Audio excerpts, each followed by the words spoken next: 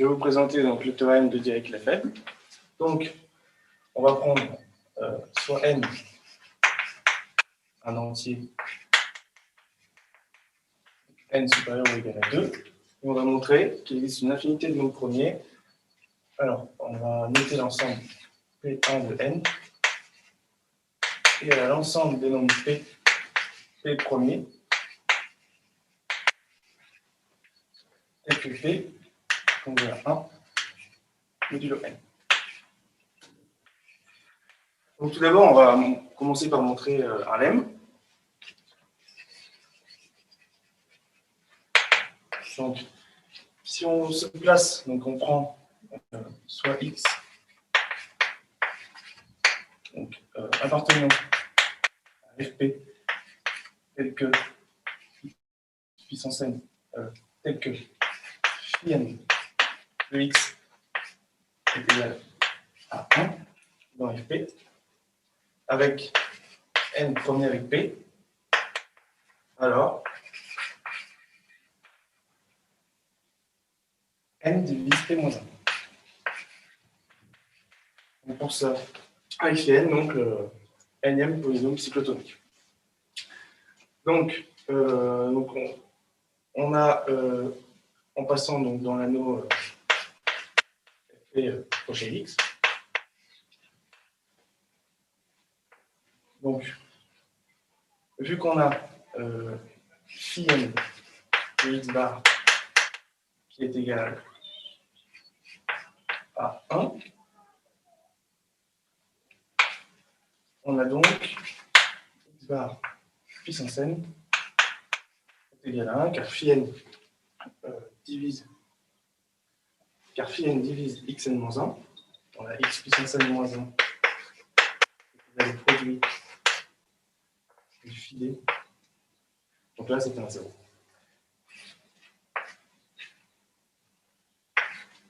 Pour une d divisé en n. Et donc, on va vouloir montrer que x est d'ordre n. Donc, pour ça, on va procéder par l'absurde. Supposons que x soit d'ordre d dans fp étoile.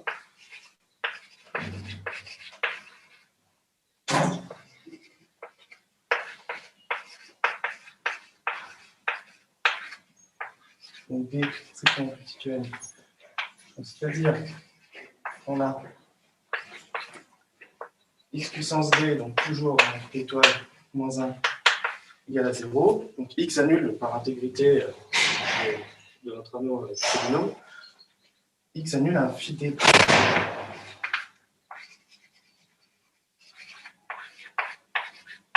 Pour des primes qui divisent d. Donc x en particulier est racine double de xn moins 1.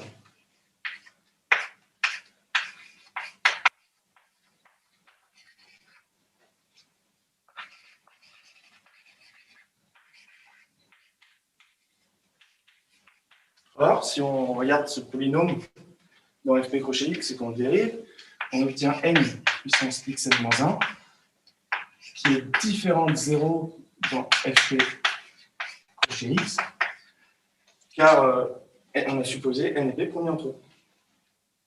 Donc, ce polynôme n'ayant que 0 comme racine, xn moins 1 ne possède pas de racine double, donc c'est absurde.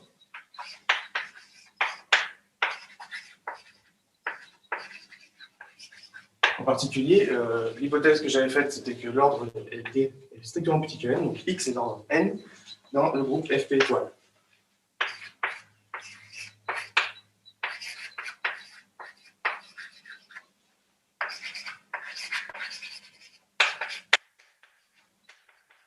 fp étoile, c'est le groupe multiplicatif d'un corps.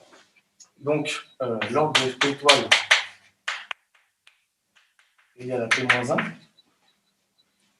D'après le théorème de Lagrange.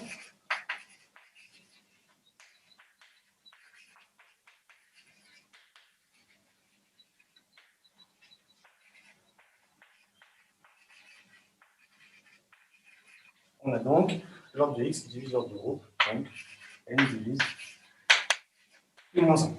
Maintenant, on va procéder à la démonstration du théorème. Donc, on veut montrer que cet ensemble est infini. Donc, on va supposer par l'absurde qu'il est donc vide ou fini. Donc, et on va poser, alors, supposons par l'absurde,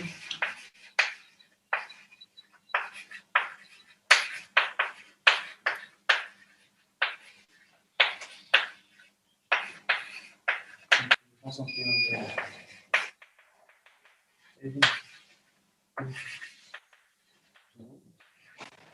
pose.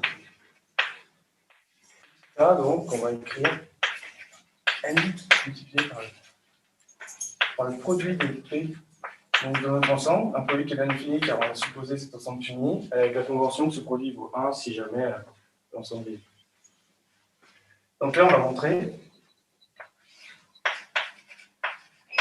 que phi n de A en module est plus grand ou égal à 2. Donc, soit zeta une racine primitive linéaire de l'unité. On prend n dans un premier temps pesant que 3. Le cas égale 2, on fera après. On a phi n de A, c'est égal en module donc, au produit. Donc pour tous les cas qui sont premiers avec n, puis par inégalité triangulaire inverse, c'est le produit, toujours pour les cas premiers avec n, et 1 moins 1.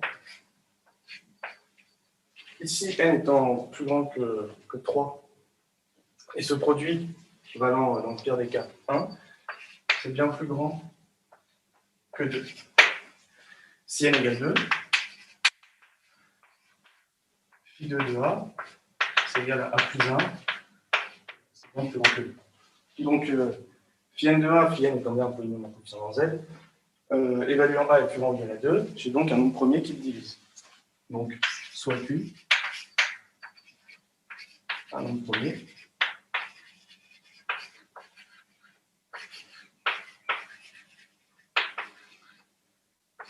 et que Q divise phi n de A. Donc ici, ce qu'on a, c'est donc en particulier phi n de A dans le corps FQ, il vaut 0. Donc on va faire le Q. Étant donné que phi n divise x puissance n moins 1, on a en particulier a puissance n moins 1 égale à 0 donc Q. Donc Q est premier avec A.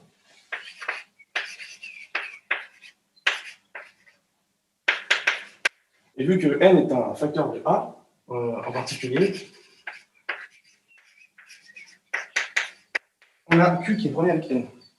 Et c'est là que le lemme va être bien utile. Ici, on avait supposé, si on avait un nombre premier qui était premier avec n, est tel que, si on trouve un élément qui annule phi n, alors n divise le nombre premier moins 1. Ce qui est le cas ici. A annule phi n. On a un nombre premier qui est premier avec n. Donc, ce qu'on a, c'est que n divise q moins 1. Dit autrement, on a donc exactement que q est congruent modulo n, et donc q appartient au produit qu'on avait supposé fini. Donc, q, on avait cette écriture-là, q divise A, ce qui était on vient même prouver l'inverse avant. Donc ici, Q divise A, c'est absurde. Et donc l'absurdité vient de ce que nous avons supposé ici, c'est-à-dire que l'ensemble était vide ou fini. On a donc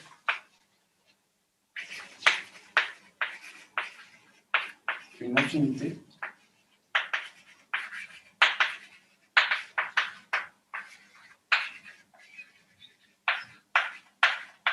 de nombres premiers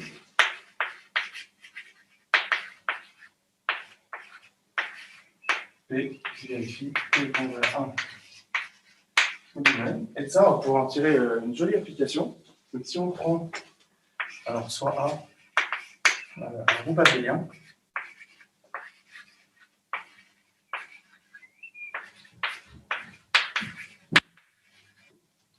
On va pouvoir trouver un N.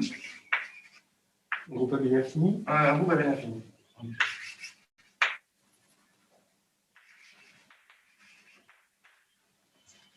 Il existe un appartenant. Fait que A s'injecte dans Z sur Z. Donc on va d'abord le faire pour un groupe cyclique. Donc supposons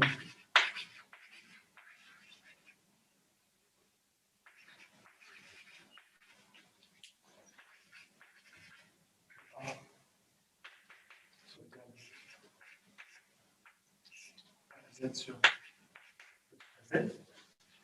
Donc l'idée, ça va être de trouver un entier P premier. Donc, pour bien voir, l'idée, c'est que si on prend un P premier, ce groupe-là va être cyclique, donc il sera d'ordre P-1. Et donc on veut, vu qu'on veut injecter, on veut trouver un P premier tel que A divise P-1. Donc, précisément, si on veut donc Z sur AZ, on veut trouver un morphisme qui est égal Z sur PZ. Isomorphe au groupe P sur P-1. On veut donc que AZ soit le noyau de ce morphisme, si on passe au quotient. Donc, c'est-à-dire qu'il y a un élément, ici, l'image de 1 suffit à caractériser le morphisme. Donc, 1 dans Z sur AZ. Donc, soit P, le théorème de Dirichlet, il existe une infinité congrue à 1 modulo A. Donc, voilà. On peut donc trouver, on peut donc injecter Z sur AZ. Donc, Z sur PZ3.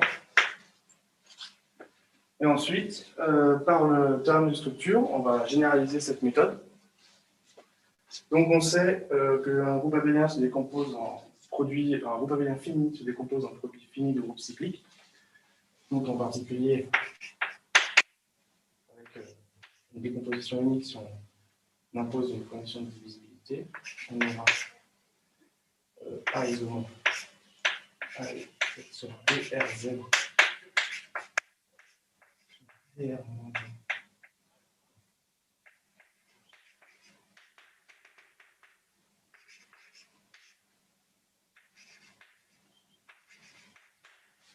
Et donc, étant donné que là, on a vu pour un groupe cyclique qu'on pouvait l'injecter dans un groupe de la forme Z sur PZ étoile, là on a un nombre fini d'éléments. Et donc ici, vu qu'il se divise en plus, on peut trouver, d'après le théorème de Dirichlet, une infinité de nombres premiers. Donc en particulier, on peut les injecter chacun et les choisir de manière distincte, de la sorte que A s'injecte dans un produit de 1 à R, Z sur Z étoile. Et étant donné qu'on les a tous choisis distincts, théorème de reste chinois, on obtient Z sur le produit des pays. Étoile. Donc on voit qu'ici, un groupe abélien peut être injecté. Donc on peut trouver un entier N tel que A s'injecte dans un groupe multiplicatif de Z sur N.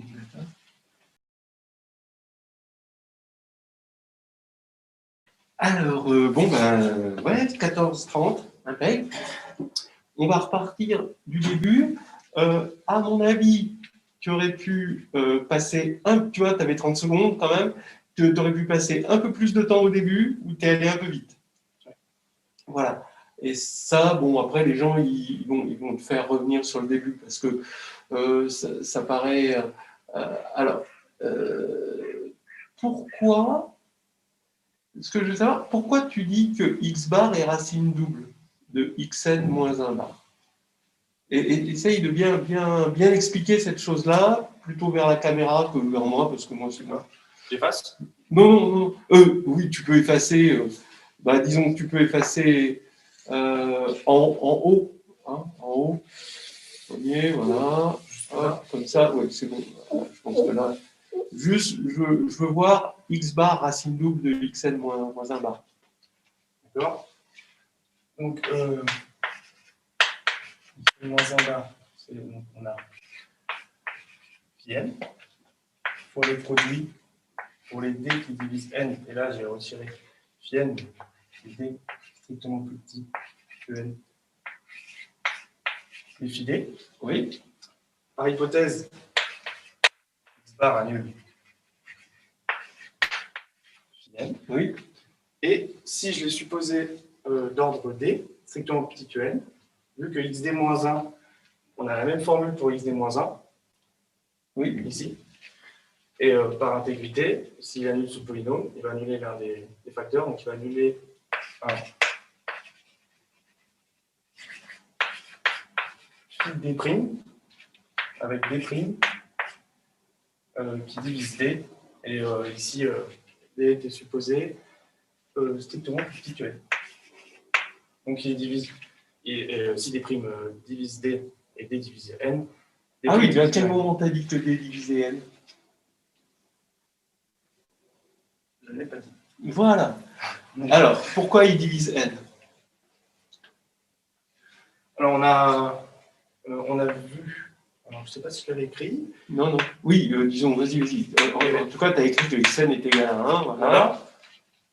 Donc, si xn est égal à 1, oui, l'ordre divise n. Oui. Si l'ordre est d, j'ai bien donc d qui divise n. Oui, parce que l'ordre divise tout.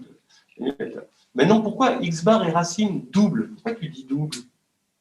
T'es sûr que c'est double? Non, au moins 2. Au moins double. Donc, corrige. Ici, et racine au moins double. Voilà. Bon, très bien.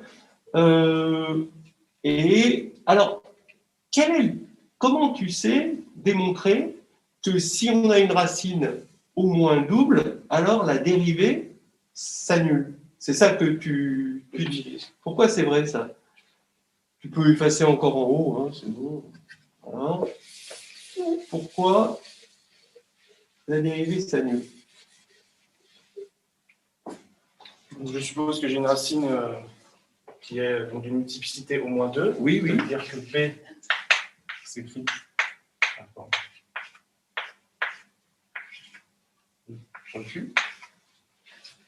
Donc là, je dérive le polynôme. Oui. Donc, la formule P, donc 2x.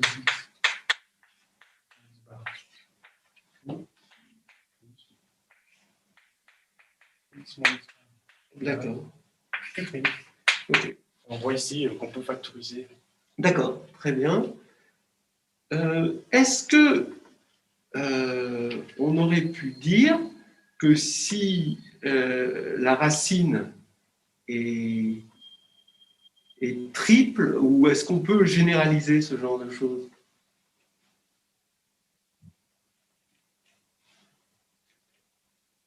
Si la racine est triple, qu'est-ce qu'on a? Alors, si la racine est triple, déjà, on aura bien P seconde qui annule. Oui. Toujours le même raisonnement.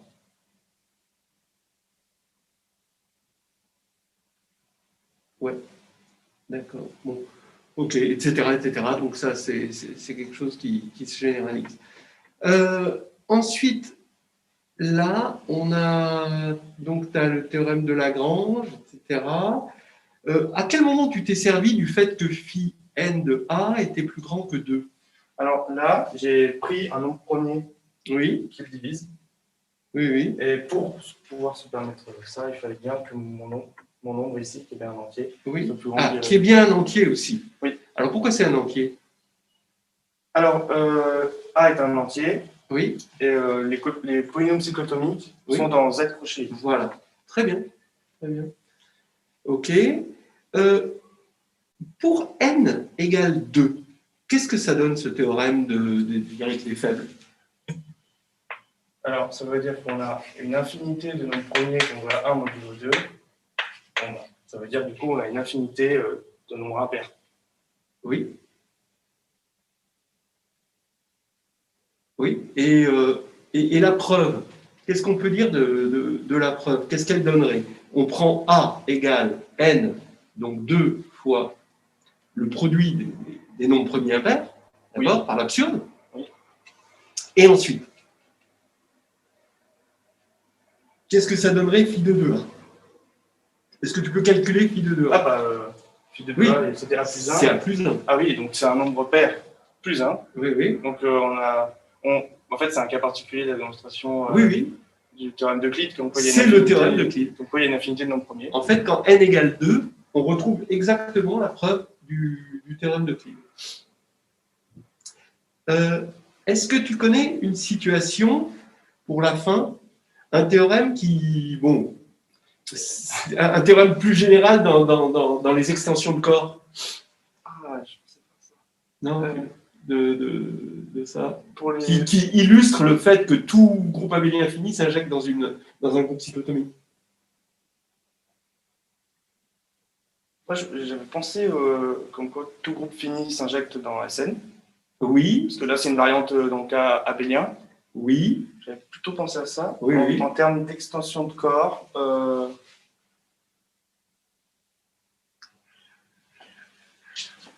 en fait, bon, non, mais c'est pas grave. En fait, il y a un théorème général qui dit que toute extension abélienne, donc c'est une extension galoisienne qui a pour groupe de Galois un groupe abélien fini, oui.